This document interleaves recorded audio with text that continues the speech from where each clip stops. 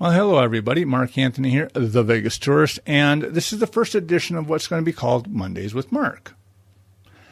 And what it is a 5 or 10 minute update, weekly update on what's going on in and around Las Vegas. It's not always going to be about Las Vegas, but 90% of the time it will be.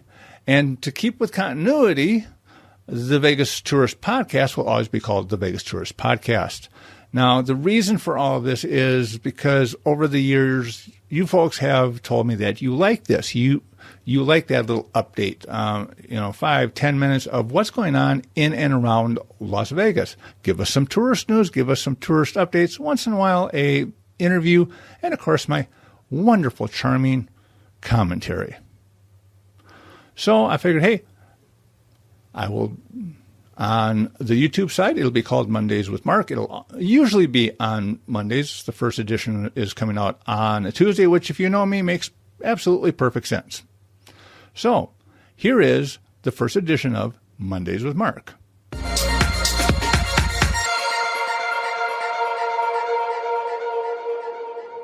Well, this past week was Valentine's Day. Now, Valentine's Day 2019 marked the 7th anniversary for the Mob Museum in downtown Las Vegas. The Mob Museum is dedicated to featuring artifacts, stories, and, of course, the history of organized crime in the United States, as well as Las Vegas. It also includes an equally sized mount for showing off the initiatives by law enforcement to prevent such crimes. The museum is housed in the former Las Vegas Post Office and Courthouse, which was built in 1933 and is listed on the National Register of Historic Places. They officially opened on February 14, 2012, and to even add to it, their official name is actually the National Museum of Organized Crime and Law Enforcement. Inside the 3 floors are active and informative exhibits. They include the St. Valentine's Day Massacre Wall, Al Capone's pistol.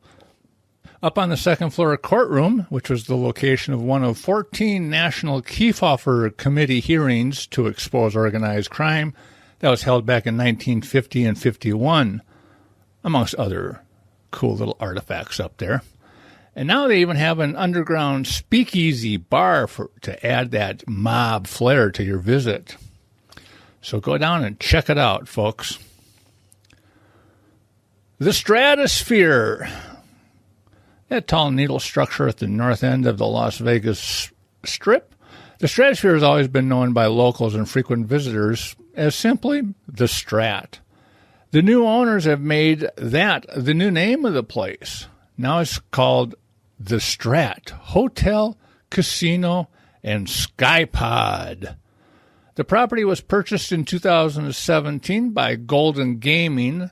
That's the organization that owns a chain of bars here called PT's.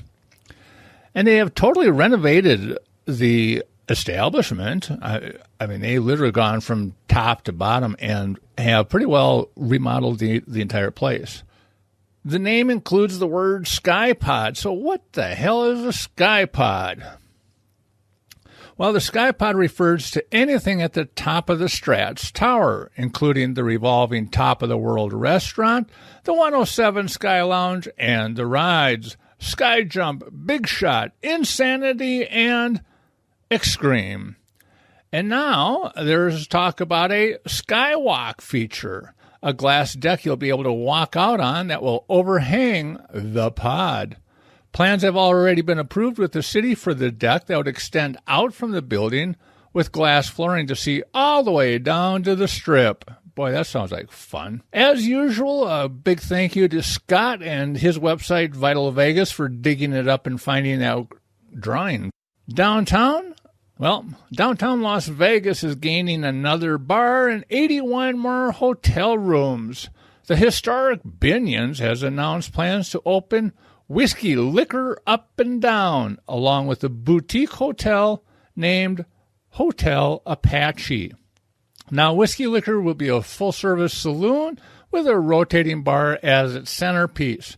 The new bar and restaurant will be 6,500 square feet, located on the second floor of the southwest corner of Binion's, just above the existing Whiskey Liquor Bar. The new venue will feature drinks, food, dancing, live entertainment, blah, blah, blah, blah, blah. On the opposite corner is where Hotel Apache will open. Hotel Apache pays homage to their past. What is the original Binion's started out as Hotel Apache, and it opened back in 1932. The new hotel will have vintage-style furniture to keep the old Vegas vibe intact, with the modern amenities like flat-screen televisions and USB ports. Benny Binion bought it back in 1951, and he renamed it and expanded it as Binion's Horseshoe. It's long been said that the old hotel was haunted, so should make for some interesting marketing points. For those of you that are curious, the main tower, which was the original Mint Casino Hotel, will remain closed for the foreseeable future. All the rooms were closed a decade ago, partly because of the bad economy, and the Mint Tower was closed primarily because of land lease disputes that the owner had with the families who still own the land that the hotel tower sits on. And finally, Legends in Concert opens at the Tropicana. I know you're all going, huh? Wait, what?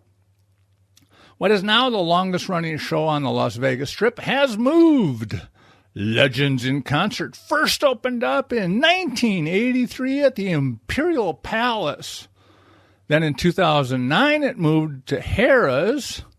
And then the last 5 years here was at the Flamingo. Their new home at the Tropicana is in what's called the Tropicana Legends in Concert Theater. The 4 acts that will open the new show are Frank Sinatra, being played by Brian Dupree, Elvis Presley by Cody Slater, Lady Gaga by Tierney Allen, and Whitney Houston by Jasmine Katrina. Legends will perform 6 days a week, with Sunday being dark. Of course, tickets are available on the website, thevegastourist.com. Well, there you have it. This edition of Mondays with Mark and the VegasTourist.com podcast.